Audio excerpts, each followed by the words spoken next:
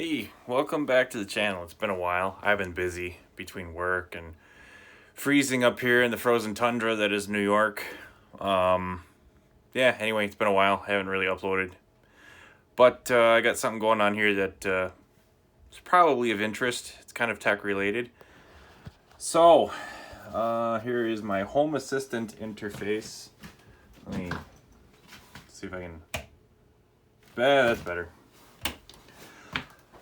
More better. All right, so here's Home Assistant. And what we're talking about today is a Wyze outdoor switch or outdoor outlet. And basically I've got two of these configured to ride along on some tractors. And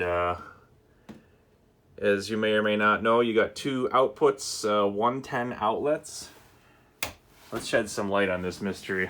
Over here, we have one of these confangled Wyze outlets. So see, you've got two 110 outlets, goes into the wall, and you got some switches. Local, so you can control the output, and basically it's just a smart switch. It's a Wi-Fi smart switch. And then over here,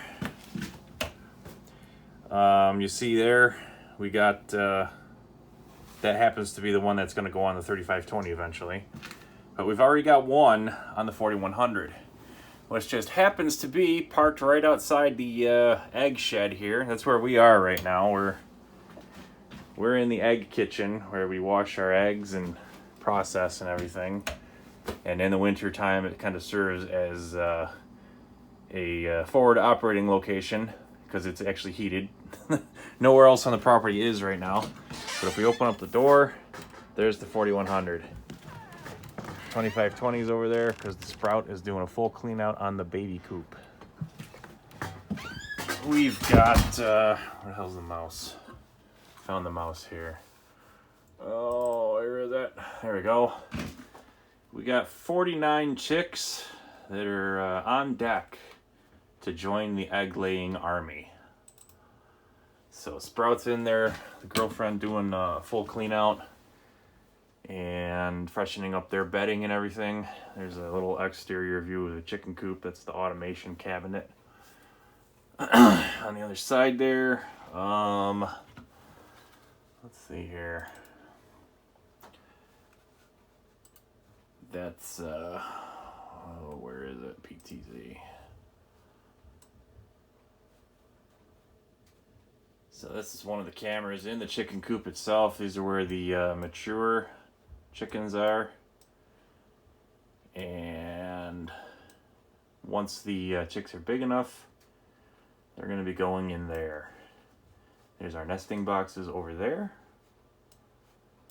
And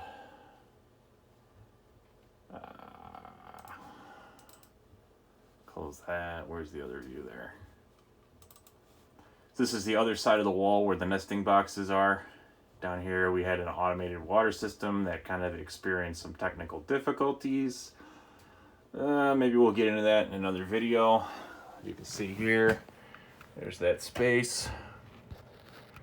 It's where we do our feeding. We have our food and supplies. And we can do all of our chicken chores from the outside, or from the inside basically. A big exhaust fan up there, which that's all automated. It's controlled from Home Assistant. So if I hit our little touchscreen here, I got a big old Dell all-in-one computer thing. It's a touchscreen, so it it's very handy for interacting with Home Assistant dashboard. So like say I turn the shed fan on, and you see up there that fan comes on. It's wired into a relay pack over there in the corner. If I turn it off, it turns off. How about that? Science! So over here, I got like a relay box in there. Those are 30 amp rated relays, so 110 voltage goes through them. That's a 2-inch motorized valve. That's a 1-inch solenoid valve. We had a water thing in here that was you could automatically fill the water and you know, drain it, flush it. But one day it kind of had an error. We'll just leave it at that. So anyways, back to this here video. So let's go back to vehicles. So we got the 4100 here, that little tractor there, and basically it's about 1,000 feet from the road up to these chicken coops here on the back of the, well, it's not the back of the property, it's the center of the property. We got about 5 acres here in our little tech stead. And in the winter time, let's say the sprout needs to get up here and do chores, and it's, you know, lake effect blizzard or something, she's gonna have to blow her way up to the coop, snow blow her way up to the coop on the tractor. Plan is to park the 4100 down here by the roadside stand.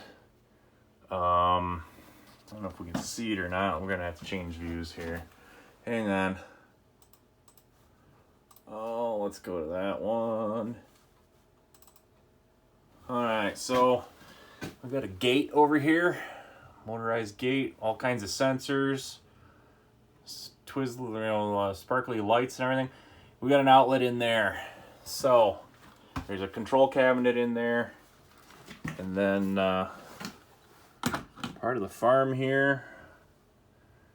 Yeah, so we have a light that lights up the package box for UPS and FedEx and all them guys, and a yellow cord. So the yellow cord is what's going to plug into the box on the tractor and power the block heater and a battery charger eventually. So we got 2 outputs. We got block heater and battery charger. Well, I got to rename them on the 3520, but anyways, let's get to the point here.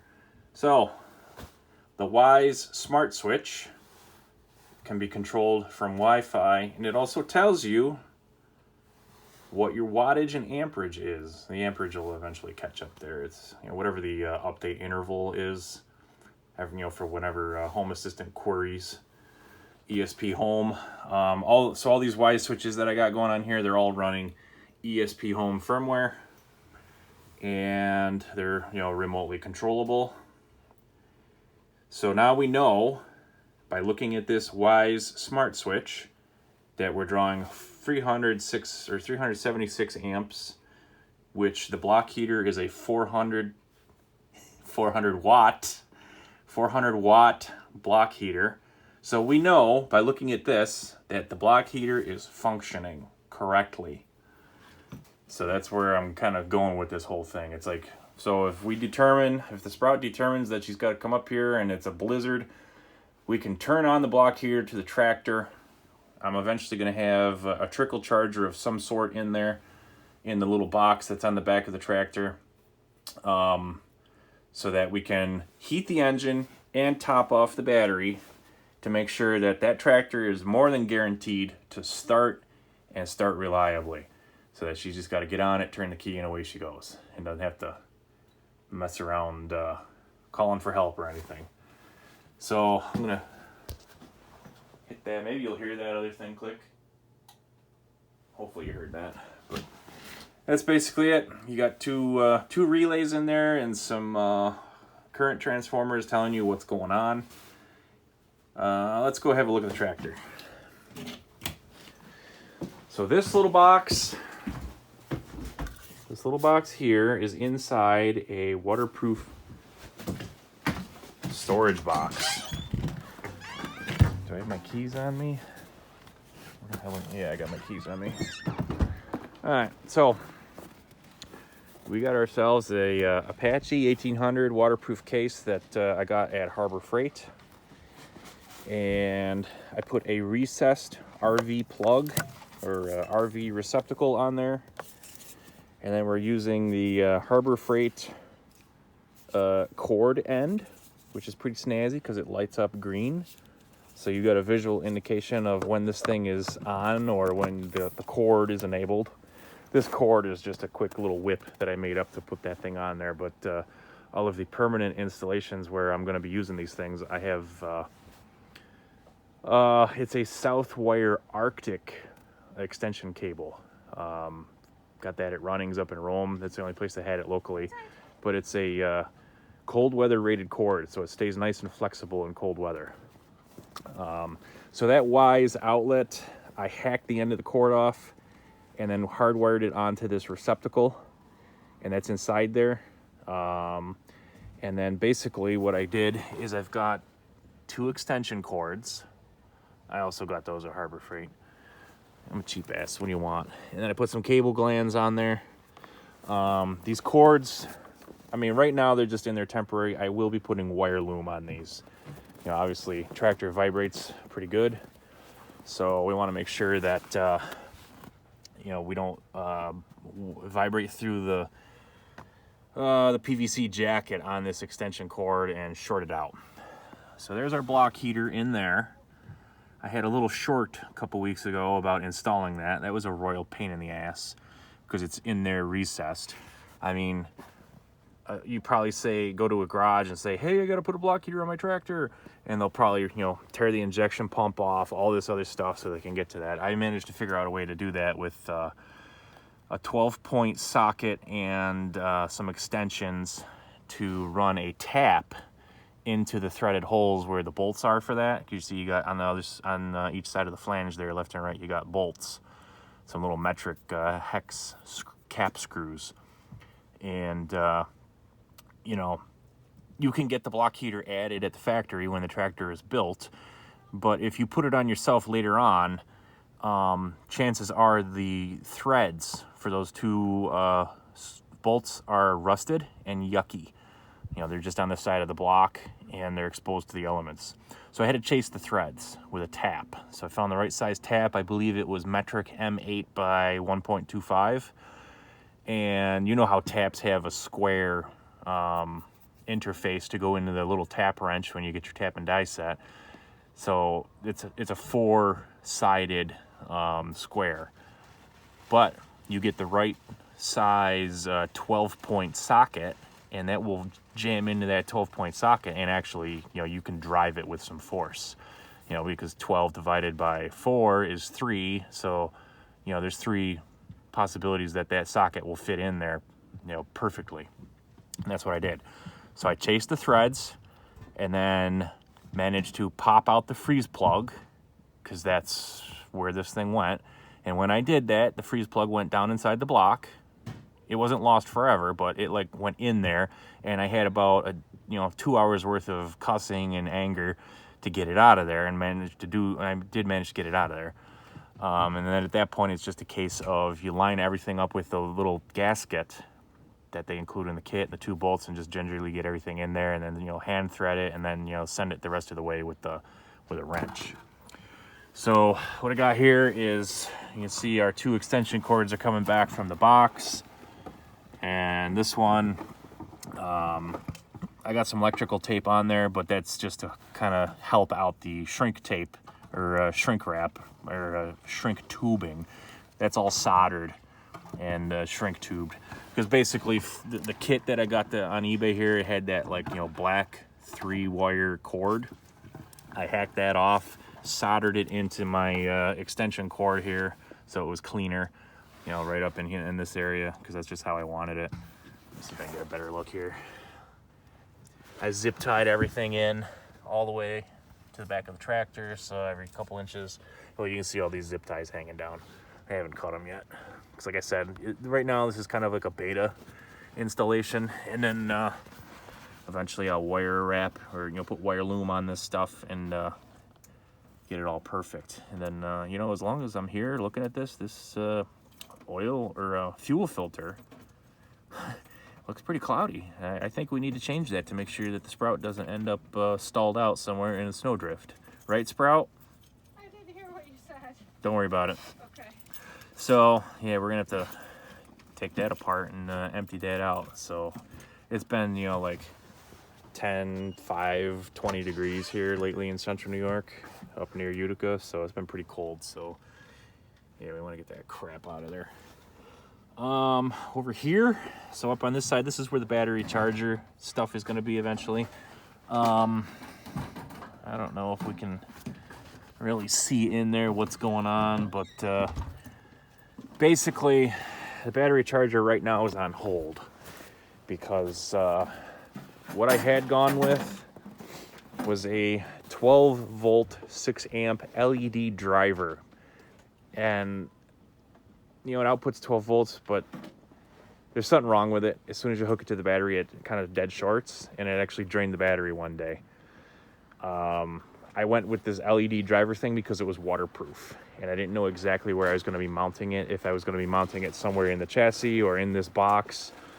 I ended up mounting it in the box, and as soon as I connected the wires to the terminals up front here on the battery, it went sparky spark, and I was like, huh, that's odd. Next day, battery's dead, and I'm like, some bitch. So I hacked the ends off of the cable in here, so it's isolated. I can't exactly show you what's going on inside this box right now. I will make another video building one of these boxes, because I just got this thing all put together with this wood here, because I don't know exact.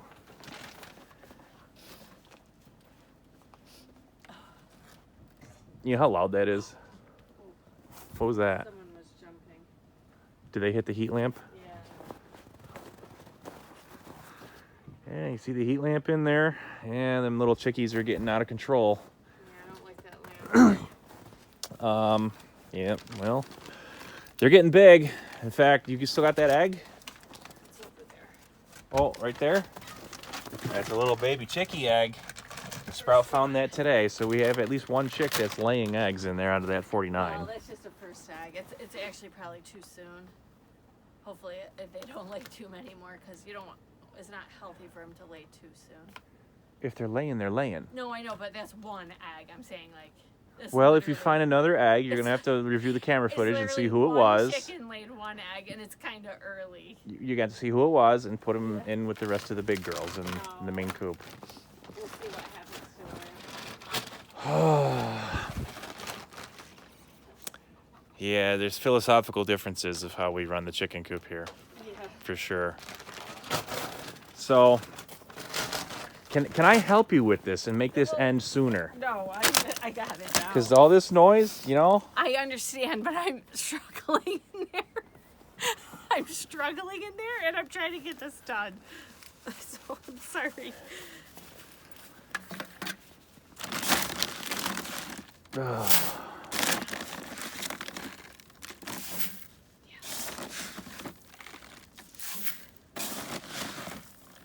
We got some Nature Wyze chick grower, only the best for our chicks. Yeah. Those chickies. Okay, anyway. So, the mount here for the whole shebang, right now I'm just using plywood to kind of mock it up, and I'm not exactly sure how I want this to be long term. I had thought about some sort of sheet metal mount similar to that of like what you used to see on like military vehicles to hold jerry cans, like fuel, you know, like the 5-gallon fuel jugs, the square ones. So it would be like a rectangular thing with like walls on the bottom and a strap, maybe. I don't know. I'm not entirely sure how I want to do that, because it needs to be, you know, not permanent. So I've got some 2-inch U-bolts here, just going through the plywood, and I just zip tied the whole thing there.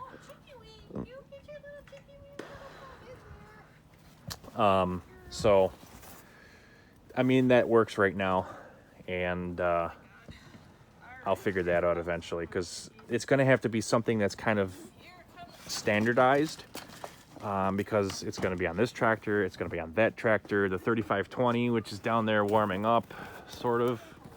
You can't see it. I mean, there'll be the mini excavator is going to have one, the zero turn is going to have one.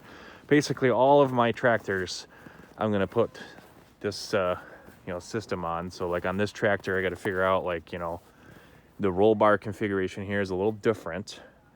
I have this space right in here that's kind of open. That might lend itself well.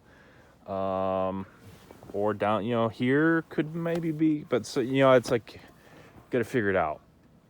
But my idea is the carrier, you know, the thing that actually carries the waterproof box here.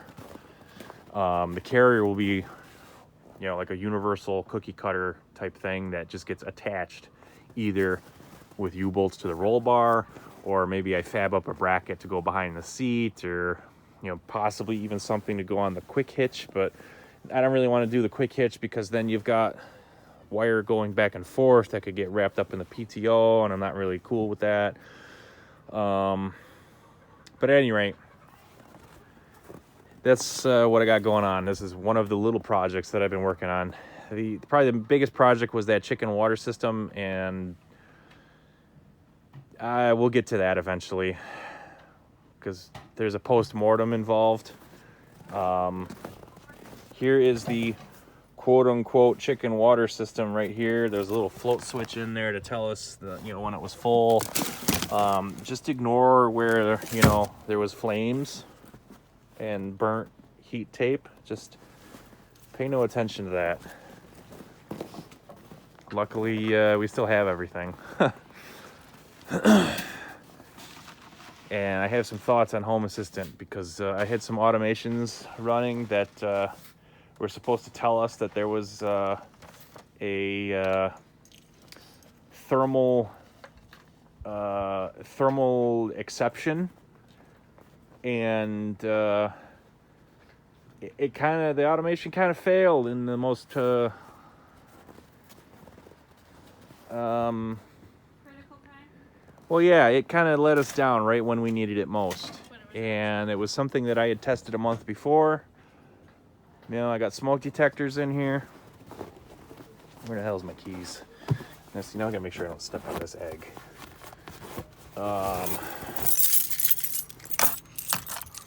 Come on. There we go. So, I got smoke detectors throughout the entire chicken coop. Got one up there. Oh, turn that light on. Hi, chickies.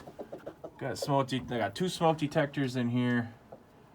So there's our automated door. Maybe I'll run around the corner and show you that real quick. But long story short, cut to the chase here. When the smoke detectors go off, there's a relay in there. It's like that, was it KID or BRK, whatever. There's the relay in there that converts, there's a third wire on the detector, and it hits that relay, and then in the back there is another enclosure with a Home Assistant WT32 ETH sensor. Oh, where is it?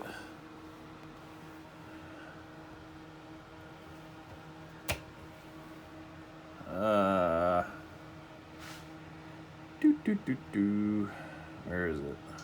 Shed. So, there we go. Shed fire alarm. And all the motion sensors and everything else. Yeah, so when we had this little oopsie, freaking Home Assistant, the automation crashed. I find that very suspect. The one time that we needed that automation to function, and it blew up. So I went through the logs and everything, and I'm like, that's kind of odd. So I rebuilt all my automations. I'm not going to show you that now, because, OPSEC, stuff like that. But there's 2 components to my automations. There's a audio announcement, which is multicast audio over the network. In fact, that I can probably show you here. So this part here where it says manual paging, I can trigger certain audio notifications manually if I have to. So I've got this one here, test announcement. So up there we got a PoE speaker, and there are several PoE speakers on the property and elsewhere. The VPN goes here and there, and you know, if we happen to be in another location, there is a GRE tunnel that feeds multicast audio to that location, so we hear all the whiz bang beeps and boops. So let's see what happens here.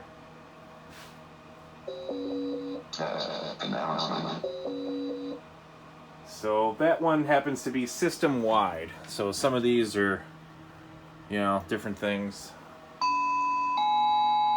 So it's kind of the sound that we get when our driveway alarm goes off or certain other things. The chicken announcement. So, like for example, let me pull up the other feed here. Where is that? Right here. So this is our roadside stand. This is one of the cameras that watches that, and we have a photo eye sensor right here that triggers. And when that triggers, it basically sends us notifications in Home Assistant and audio notifications, and that's what this chicken thing is here. Oh, it's not gonna work. How can I make that go? Where the hell is it? Egg stand. Chicken customer. Can I fire this manually right here? I forget how to do all this. Related. Part of the following automations. Run action. There we go.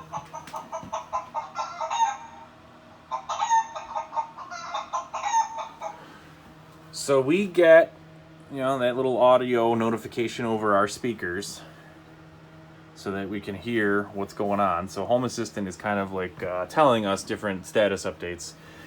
And basically the way that works is I use some shell scripts that call FFmpeg. And there's some sounds in the media folder. And, you know, I got a bunch of different audio files in here for, you know, different conditions and, you know, things like that. Like for example, where's one of these? So this truck horn double. Is that gonna play? Yeah, there we go. It's playing local on the touch screen here. I've got a sensor at the driveway up high, so if a truck comes, like UPS or, you know, a dump truck from the county or something, because I take fill to fill in some areas of my property, you know, we get an audio announcement that it's a truck. So like when the fire alarm goes off, it's supposed to sound like this.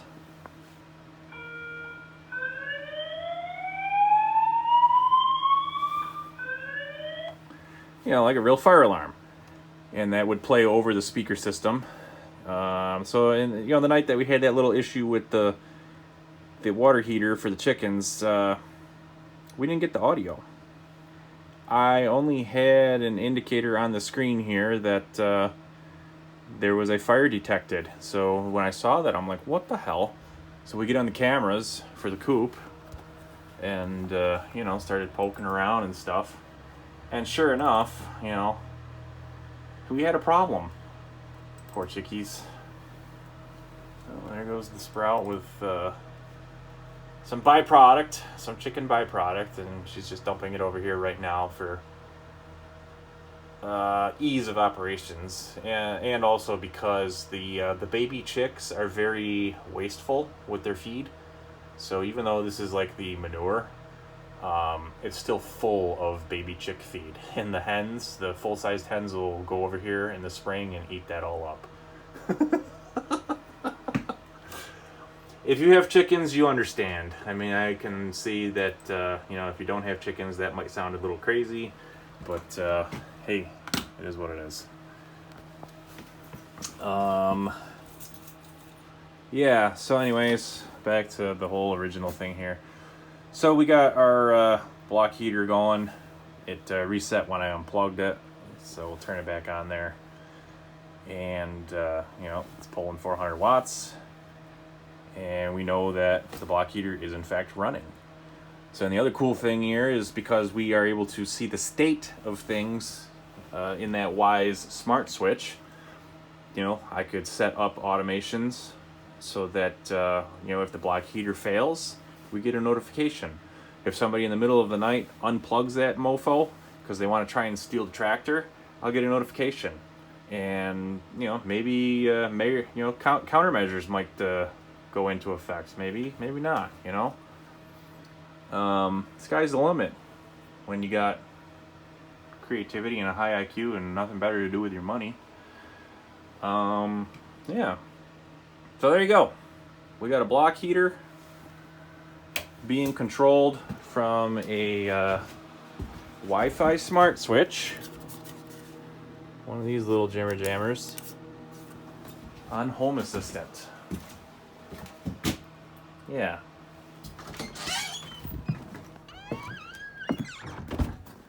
So that's that. So for the rest of today, I got some I gotta do some snow blowing for the neighbors. I blow out the hydrants down on the road. Not with this tractor, but that's why I got the 3520 down there idling, warming up, wasting fuel as I run my mouth. So I'm gonna button this back up in case the Sprout wants to tootle around and like do some cleanup around here, around the chicken coops and whatnot. And then we'll catch you next time. So I know it's been overdue for a video, but like I said, busy. But at some point here, you know, I won't be as busy, and hopefully I can make more interesting, more gooder content. Right, Sprout? How about you say a few words for us? As you are dressed up in your Carhartt, well, that's not even a Carhartt bib, but you're out here doing Carhartt work. Ridgecut is just as good. Ridgecut? I think Ridgecut's better, actually. It is better than... Because it's just as good, yeah. And it's cheaper. My Carhartt hat is in the wash. It's in the laundry basket. It's one big pile of poop. Yeah. That was a struggle. Yeah? But you got it done? I got no words. That was a struggle. Did you get new bedding in there yet? Yes, it's you all did? in there. Wow. Proud of you. All right. Now I gotta go finish other chores. Yep. So, yep. Yeah, we got a water line underground. Comes up into the shed on a heated hose. Might as well show you that real quick. What the hell?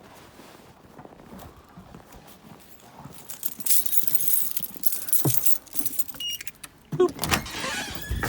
Another one of my projects is to get that door. So when that door electric lock fires, it's going to trip a relay and tell Home Assistant. Because otherwise I just got to check out the actual software that runs the lock itself. So I don't know if you caught that, the hose moving there. That's the Sprout running the outdoor hydrant. But basically we've got a heated hose in here. That is like a real brand name hose. It's not some piece of crap made in China. You know, heat tape. So hopefully it's guaranteed to not burn down the place. Unlike that red piece of garbage right there. But yeah, it's heated because the Amish shed here is just sitting on a concrete pad. There's another video I did a while back of actually pouring the pad that the shed is on. At some point we'll do a tour of the whole thing here to give you an idea of what's going on. But in the back here,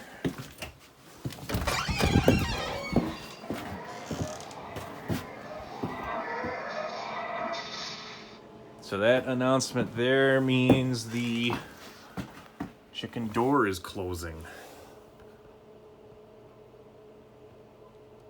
There it goes. So the Sprout just shut the door remotely. Or did she? Because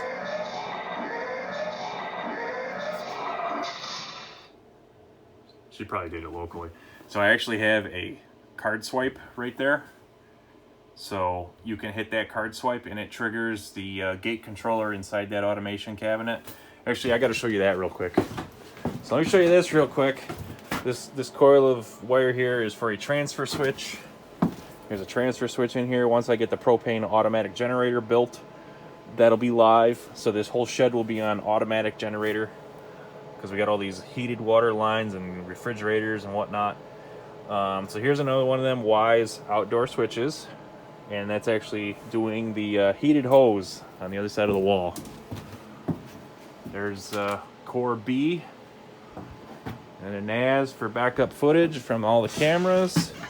UPS that needs new batteries. Turn that off. Turn that off because it's already warm enough. I drove it up here, so at this point we're just wasting electricity. Huh? Yeah, we gotta shut that off. That's another thing that I'm eventually gonna automate is get the indoor lights in here on a thing so that we can control them. Yeah, so there's the card swipe. That's one way to trigger the chicken door. The other way is through Home Assistant. So I don't have the actual wrenchy wrench. Ah, shit. I have the wrenchy wrench. It's on the key ring that's in the 3520, which is down below idling. Damn it. Can't get into this thing. Let me try another key. Where the hell's that other key?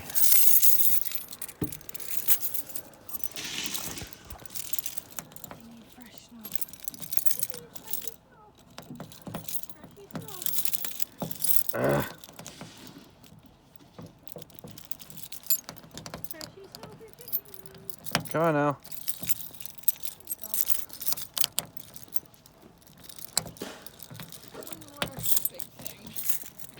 Well, damn it.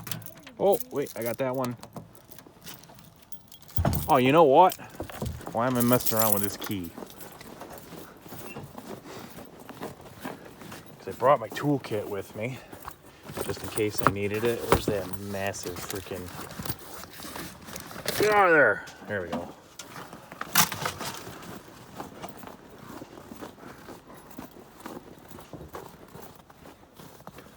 All right, get in there.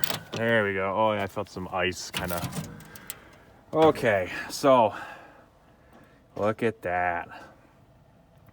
So long story short, this is the automation that runs the chicken door. So we got a linear actuator with some built-in limit switches. Your run-of-the-mill Eleco gate controller.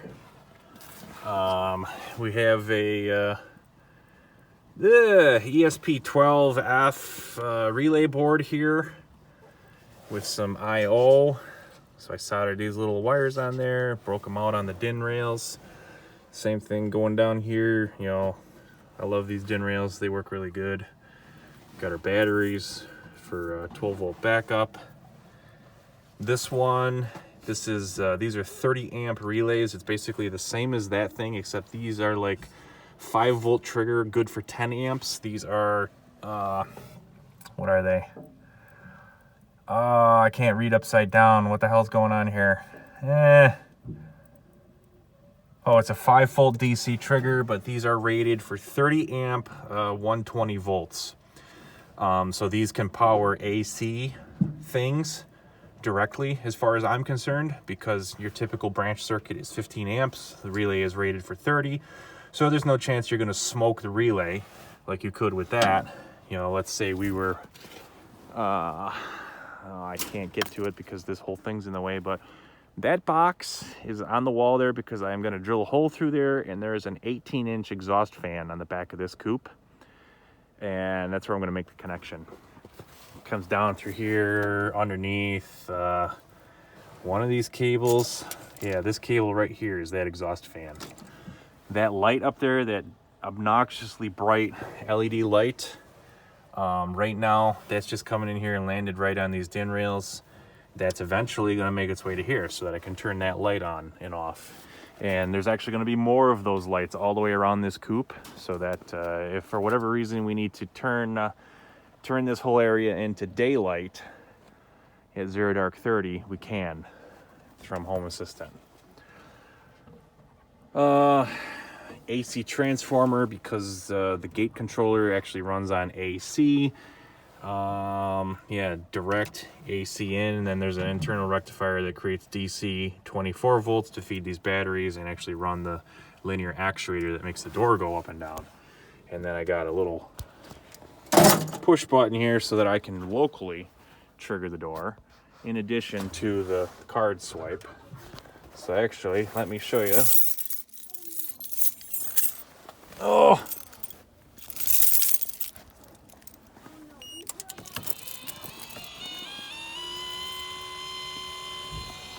So that goes like that, and then I can stop it, go the other way, and you'll see this relay here is connected up to that board. Oh, it looks like we got some junk down in there, plugging everything up, and it refused to shut. So I'm gonna have to clean that out and then get this thing shut. And then the sprout is telling me we have a problem, so we're gonna have to cut and take a break here because apparently we've got chicken trauma. So thanks for joining us. We'll make more content at some point. Have a good one.